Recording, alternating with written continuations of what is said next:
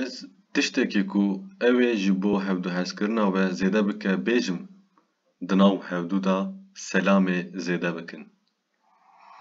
Ez tiştekî ku ew ê ji bo hevdûhezkirina we zêde bike bêjim, di nav hevdû da selamê zêde bikin. Kî ku şitlekî biçîne an jî erdek bajo, çi qas kes û heywan ji wê darê an jî tiştê ajotî îstîfade bike, Xwedê Teala jî ji wî kesî ra xêrê dinivîsîne, ev kara jî ji wî kesî ra dibe xêra sedeqeyê.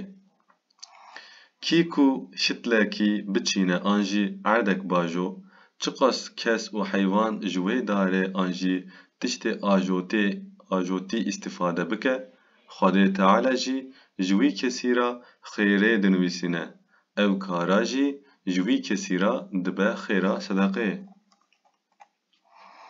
Ji kesên ku merhemetê dikin ra Xwedê jî merhemetê dike. Ji yên li erdê ra merhemetê bikin ku yên li ezmanan jî ji we re merhemetê bikin. Ji kesên ku merhemetê dikin ra Xwedê jî merhemetê dike. Ji yên li erdê ra merhemetê bikin ku yên li ezmanan jî ji we re merhemetê bikin. Ji we kesê herî bi xêr, ew e ku xêra wî digihêje malbatê. Ji we kesê herî bi xêr, ew e ku xêra wî digihêje malbatê.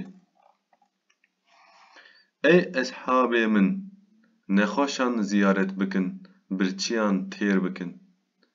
Ey eshabê min, nexweşan ziyaret bikin, birçîyan têr bikin. Kesên ku bi Xwedê û roja axiretê îman anîne, bira rastiyê bibêjin, an jî xweker bikin. Kesên ku bi Xwedê û roja axiretê îman anîne, bira rastiyê bibêjin, an jî xweker bikin.